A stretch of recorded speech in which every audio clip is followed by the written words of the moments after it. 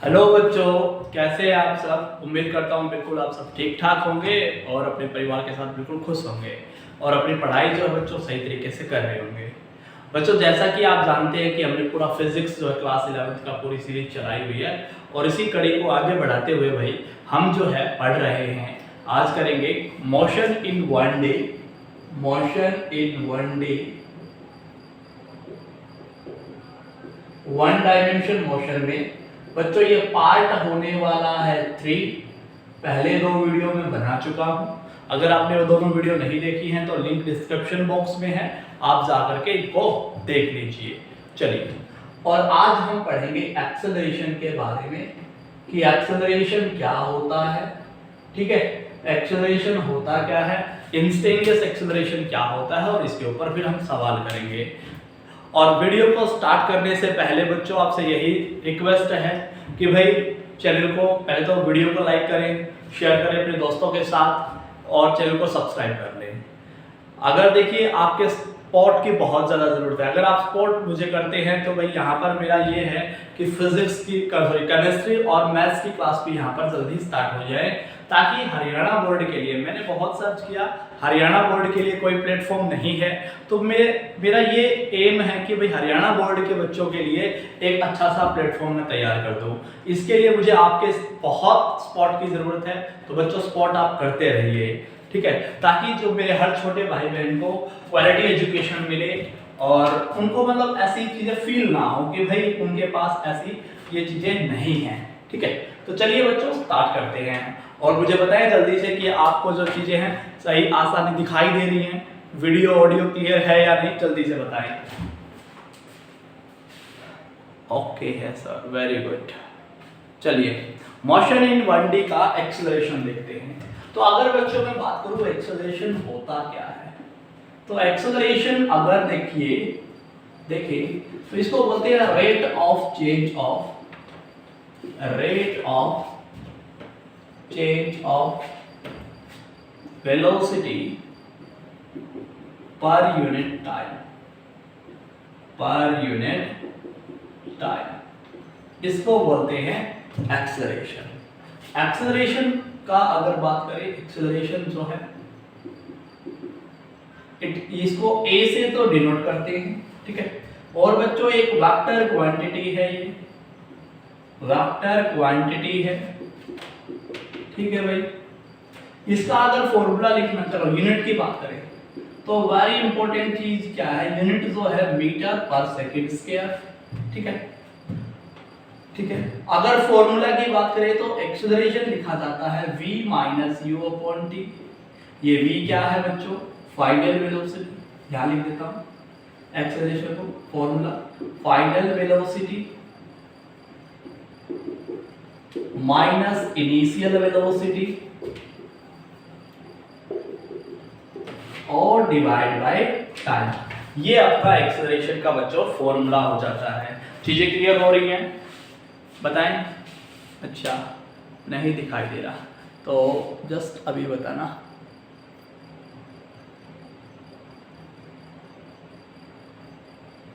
अब बताएं, अब सही है ना, चलिए वेरी गुड, अब सही है। तो एक्सेलरेशन का जो है फॉर्मूला जो हमारा हो जाता है बच्चों वो रहेगा कि भाई एक्सेलरेशन बराबर final velocity minus initial velocity upon time हो जाता है, ठीक है। ये अपना फॉर्मूला हो जाता है। और देखिए एक्सेलरेशन यहाँ पर लिख देता हूँ, इसको जो है लिखते हैं फाइनल वेलोसिटी को हम यहाँ पर फाइनल वेलोसिटी को v से शो करते हैं, इनिशियल वेलोसिटी को u से शो करते हैं, अपॉन टाइम बराबर a। तो आपको ये एक्सप्रेशन बहुत अच्छे से याद रखना है। एक्सेलरेशन बराबर होता है बच्चों final velocity minus initial velocity upon time. Acceleration की अगर यूनिट होती है तो मीटर पर सेकंड स्क्वायर। ये बातें आपको ध्यान रखनी है। चलिए इतनी बात आपको पता भी होगी और क्लियर भी होगी, ठीक है। आज बात करते हैं इंस्टेंटेनियस एक्सेलरेशन की बात, ठीक है। और अगर बात करें इंस्टेंटेनियस एक्सेलरेशन से पहले बात करेंगे एवरेज एक्सेलरेशन की, ठीक है। इतनी चीजें पहले आपने उतार लेनी है वीडियो को पॉज करके और फिर चलिए अब देखिए अगर बात करें एवरेज एक्सेलरेशन की, तो एवरेज वेलोसिटी जैसे निकालते हैं वैसे ही एवरेज एक्सेलरेशन की बात भी अगर हम करें तो देखो जितनी वेलोसिटी है तो v2 minus v1 upon t2 minus t1, ये एवरेज एक्सेलरेशन रहेगा। ठीक है, ये एवरेज एक्सेलरेशन रहेगा। अच्छा एक बात यहाँ पर बता देता हूँ, एक्सेलरेशन की डायमेंशन की मैं बताना भूल गया था आपको। एक्सेलरेशन की डायमेंशन अगर बात करूँ, डायमेंशन क्या है, तो भाई जो डायमेंशन है वो m0 L1, ठीक है, और t-2 ये क्या है, डायमेंशन हो जाता है एक्सेलरेशन का। इतनी बातें क्लियर हो रही है? बोलिए बच्चों, हाँ है ना? Very good. ठीक है भाई, अब बात करते हैं, ठीक है, यहाँ पर इंस्टेनियस एक्सेलरेशन की। हमारा जो क्लास 11th में है वो इंस्टेनियस एक्सेलरेशन ज्यादा है। इंस्टेनियस एक्सेलरेशन की सवाल हमें ज्यादा करने हैं। इंस्टेनियस एक्सेलरेशन क्या है?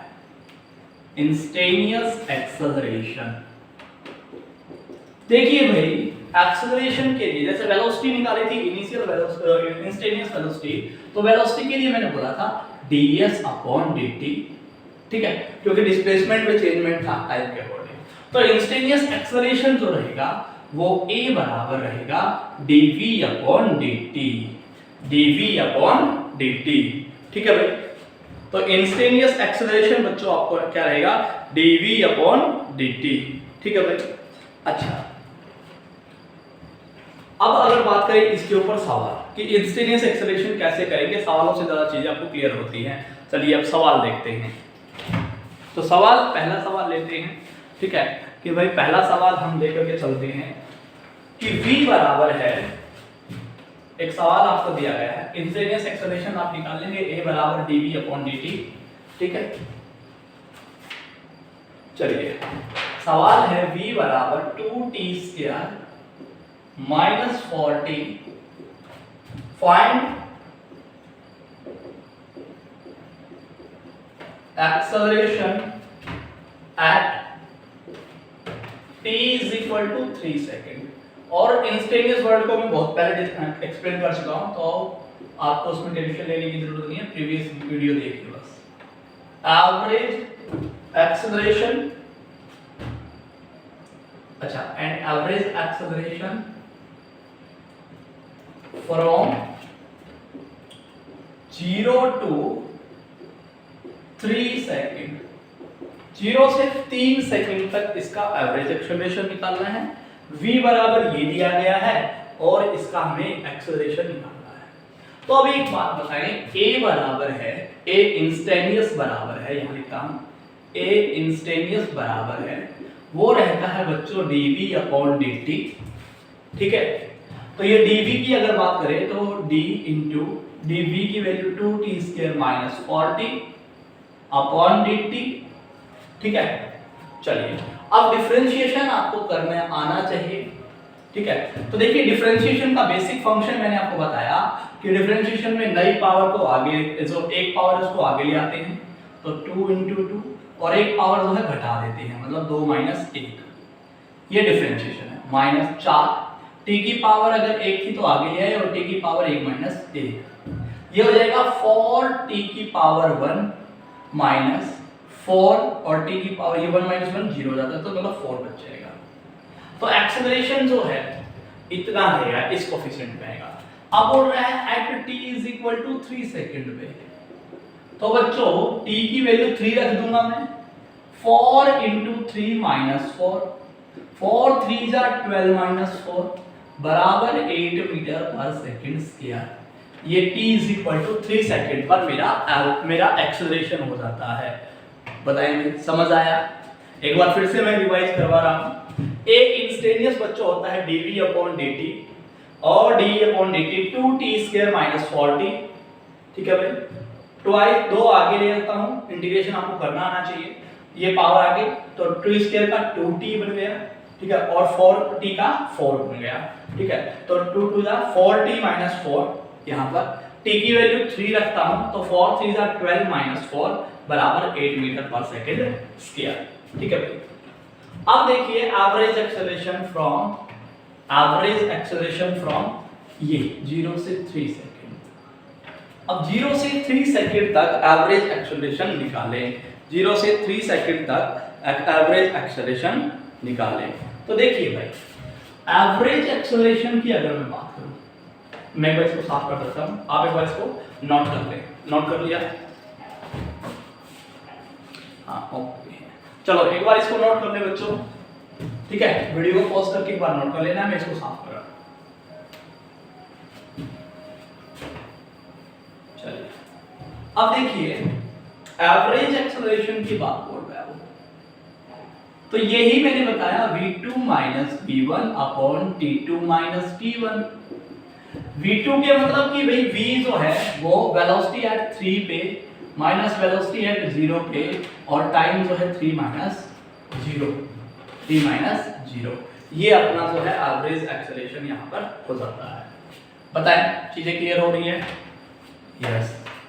अब देखिए, इसमें 2t की जगह पे 3 का स्क्वायर माइनस 4 इंटू 3, ठीक है? ये अपना v3 हो गया, माइनस 2 इंटू टी का स्क्वायर मतलब 0 का स्क्वायर माइनस 4 इंटू 0, ठीक है? ये अलग है, ठीक है भाई? अपॉन t की वैल्यू 3 सेकंड है तो 3 माइनस 0। अगर इसको देखिए, 3 का स्क्वायर 9, 9 दूनी 18, यहाँ लिखता हूँ 18 माइनस 4 दिए 12, बाकी सारी चीजें 0 हो गई, अपॉन 3, तो 6/3 बराबर 2 मीटर पर सेकंड स्क्वायर। ये अपना एवरेज एक्सेलरेशन आ जाता है, ठीक है भाई? कि एवरेज एक्सेलरेशन क्या होता है बच्चों, ये चीज आपको समझ आनी चाहिए कि एवरेज एक्सेलरेशन किस तरीके से निकालते हैं। इस तरीके से हमने एवरेज एक्सेलरेशन को निकालना सीख लिया। बताएं भाई, समझ आ रहा है? कोई दिक्कत, कोई समस्या, कोई परेशानी है तो बताएं। कोई नहीं सर, वेरी गुड। चलिए एक सवाल और करते हैं, बच्चों, और फिर सवाल 2-3 सवाल करते हैं इसके ऊपर, और ज़्यादा लंबी वीडियो नहीं बनाएंगे, ठीक है? 8 मिनट की वीडियो और बनाएंगे, 12 मिनट की हो चुकी है, करीब 20 मिनट की वीडियो में एवरेज एक्सेलरेशन और इंस्टेंटेनियस एक्सेलरेशन बराबर। सवाल ये है, इफ s बराबर t³ minus 6t square, find acceleration when body is at rest,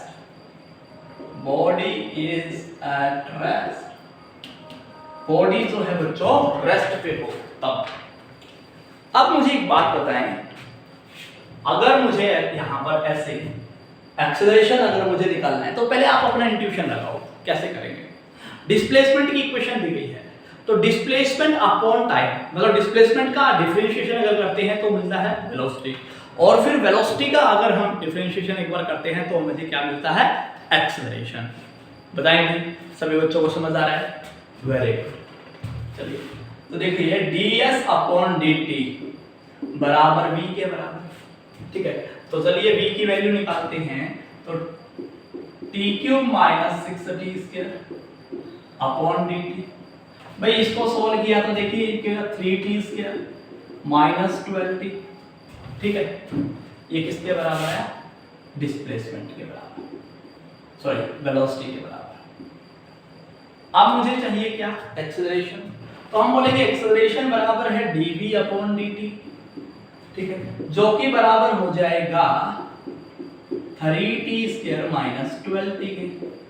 इसको अगर जल्दी सोल्व करते हैं तो देखिए 3 एज इट इज, तो 3 2t माइनस 12, 6t माइनस 12, ये अपना एक्सेलरेशन। चलिए अब बोल रहा है कि एक्सेलरेशन वो टाइम निकालना है when body is at rest, ठीक है? Body is at rest. तो बॉडी जब भी रेस्ट पे होती है तो मैं एक बात बोल सकता हूं कि वेलोसिटी जो है मेरा 0 रहेगा, वेलोसिटी उस टाइम जो है मेरा 0 रहेगा, ठीक है? वेलोसिटी जो मेरा कितना रहेगा बच्चों? 0 रहेगा। तो अब मैं एक काम करता हूं, वेलोसिटी को 0 के बराबर रखता हूं, ठीक है? चलिए एक बार इसको थोड़ा सा मिटा रहा, ये तो एक्सेलरेशन की इक्वेशन आ गई थी, सॉरी,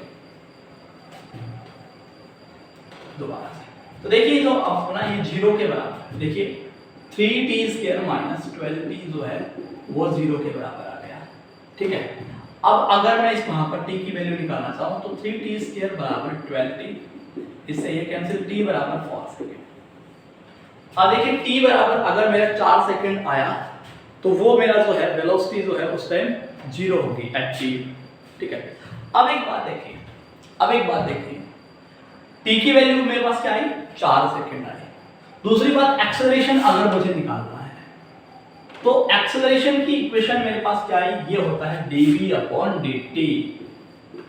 तो देखिए a बराबर dv की वैल्यू 3t² माइनस 12t, ये हो जाएगा 6t माइनस 12। ठीक है, 6t minus 12।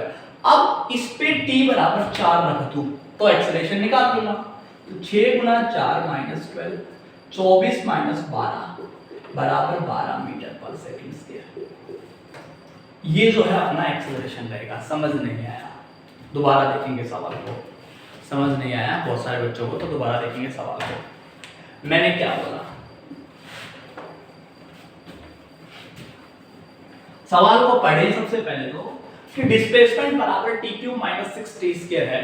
Find acceleration when body is at rest. देखिए बॉडी कब रेस्ट पे होगी, जब v बराबर 0 होगा, पहली बात। ठीक है, तो मैं वो टाइम निकालता हूं जब अपनी बॉडी जो है किस पे हो, रेस्ट पे हो। बच्चों ये बात आपको समझनी है। ठीक है, चलिए अब मुझे पता है v बराबर 0 हो गया और v बराबर होता है ds/dt। इसका मतलब क्या होगा, ds/dt बराबर 0। अब यहां पर इक्वेशन रखता हूं,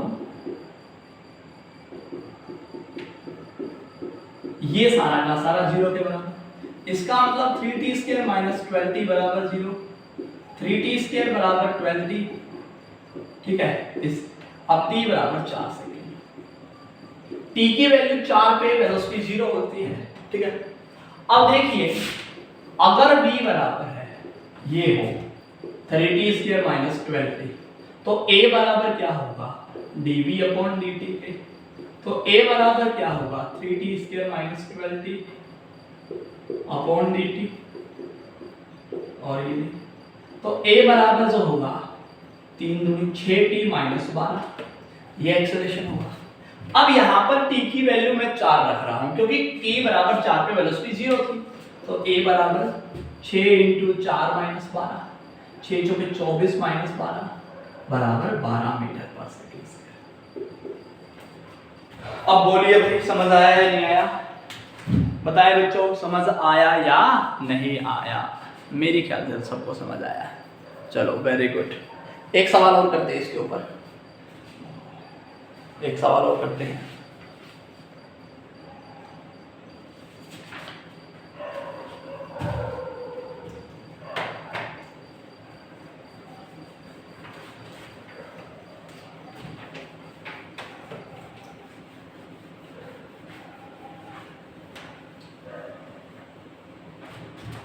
सवाल बच्चों ये है कि S बराबर है, S बराबर 3ti कैप 4tj कैप।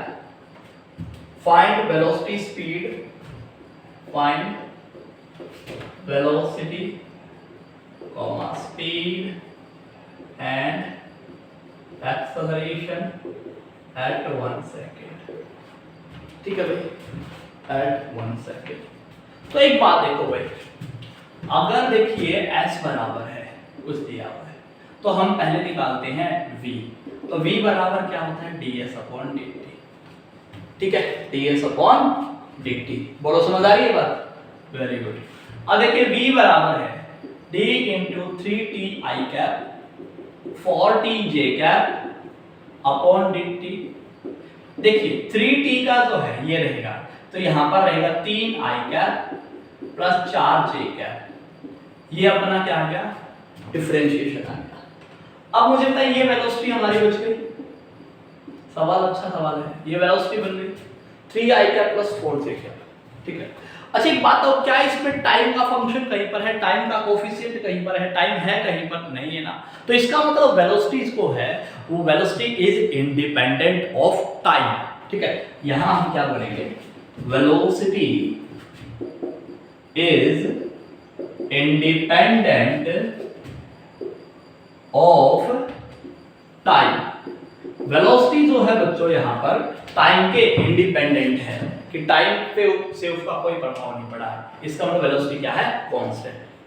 अब बात करें स्पीड की, तो स्पीड क्या होता है, वेलोसिटी का मैग्नीट्यूड, और इसका मैग्नीट्यूड आपको निकालना आता है कि 3i + 4j के स्क्वायर जो होता है ये रहेगा ये, और आप बोलोगे सर ये रहेगा 5 मीटर/सेकंड।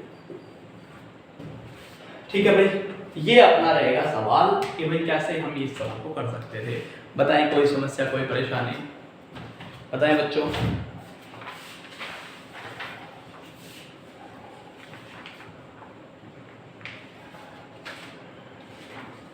चलिए एक सवाल और करवाता हूं, आज का आखिरी सवाल रहेगा, ठीक है, फिर कल हम मूव करेंगे ग्राफ्स पे। सवाल ये है कि डायरेक्शन ऑफ मोशन क्या रहेगा। डायरेक्शन ऑफ मोशन जो है वो किस पे डिपेंड करता है, ठीक है।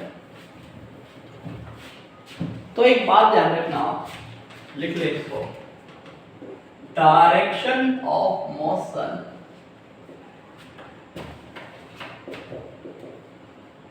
डिपेंड्स ऑन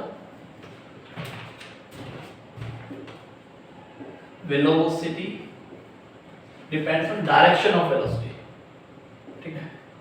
मतलब मैं बोल सकता हूं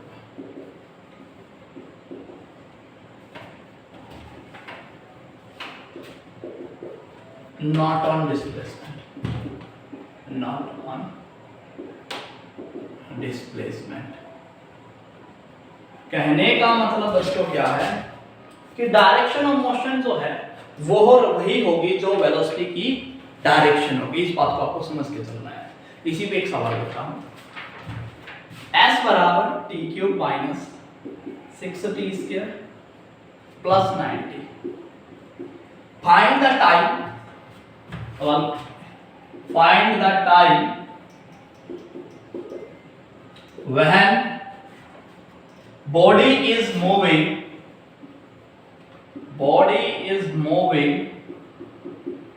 in negative direction।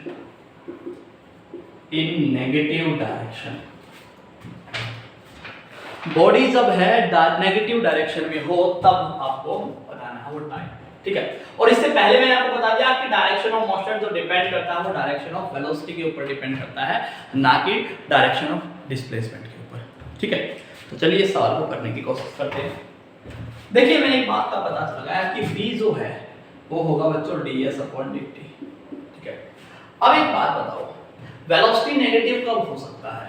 वेलोसिटी जब है जब लेस देन 0 होगा, ऐसा कुछ केस होगा, तब अपना क्या रहेगा, हम बोलेंगे कि डायरेक्ट वेलोसिटी जो है नेगेटिव है, ठीक है।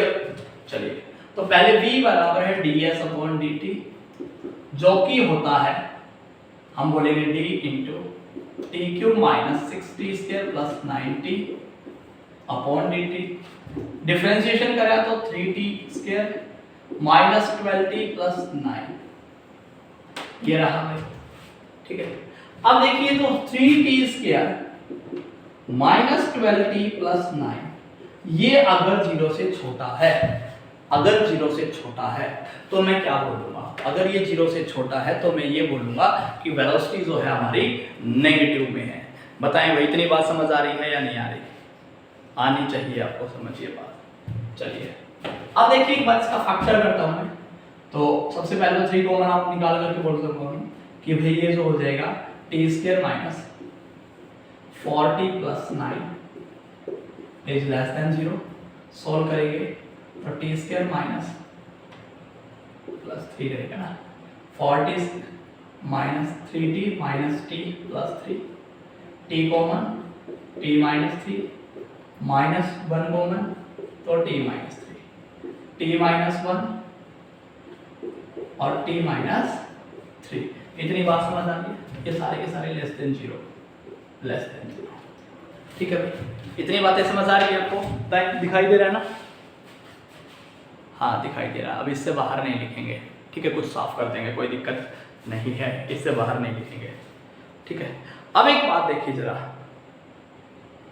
ठीक है, अगर मैं एक बात बोलूं, t जो है t कब जो है 1 से छोटा हो सकता है, ठीक है, t जब 0 से कब छोटा हो सकता है, तो मैं एक बात यहां पर लिखा हूं,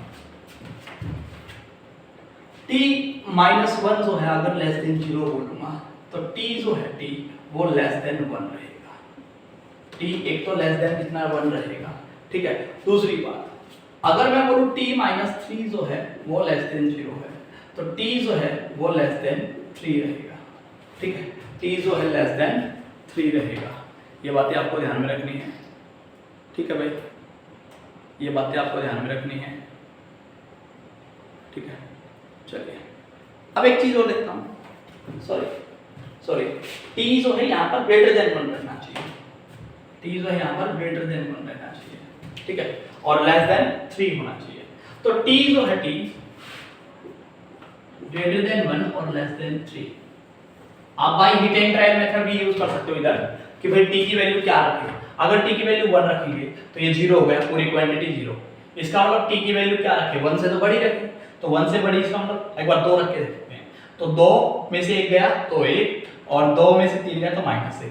इसका मतलब देखिए यहाँ पर t की वैल्यू मिनिमम वैल्यू जो रहेगी वो 1 से लेकर के 1 से तो क्या रहेगी थोड़ी सी बड़ी, और 3 से क्या रहेगी छोटी। ये बात दोबारा समझें, आप इस बात को ध्यान में दें, टेंशन नहीं लेनी यहाँ पर, ठीक है। आप यहाँ पर hit and trial method use करें कि देखिए t अगर 1 से बड़ा हो गया, ठीक है, तो यहाँ पर क्या आंसर आएगा, ये पॉजिटिव आंसर आएगा, और यहाँ पर नेगेटिव रहेगा। तो t 1 से थोड़ा सा बड़ा चलेगा, ठीक है। अगर मैं t की वैल्यू 3 रखता हूँ तो 3 - 3 0 हो जाएगा, इसका मतलब 3 नहीं चलेगा, t 3 से तो कम चलेगा, तो हम यहाँ बोलेंगे t की वैल्यू जो है 1 से जो है बड़ी रहेगी और 3 से छोटी रहेगी, ये बात हम बोलेंगे, ठीक है। तो आपको एक बात पता चली कि डायरेक्शन ऑफ मोशन जो है वो डिपेंड करती है डायरेक्शन ऑफ वेलोसिटी के ऊपर, कि वेलोसिटी की डायरेक्शन क्या है, ठीक है भाई। आज के लिए बच्चों इतना ही, इंस्टेंटेनियस एक्सेलरेशन के ऊपर इतने ही सवाल थे। कल हम पढ़ेंगे ग्राफ्स के बहुत जबरदस्त सवाल मैं आपके साथ लेकर के आऊंगा, और ग्राफ्स आप जब देखेंगे तो आपका पूरा दिमाग खुलेगा, ठीक है बच्चों। चलिए फिर मिलते हैं किसी नेक्स्ट वीडियो में, और भाई आपके सपोर्ट की बहुत ज़्यादा जरूरत है, लाइक शेयर सब्सक्राइब खूब करो यार, ठीक है। चलिए बच्चों, थैंक यू।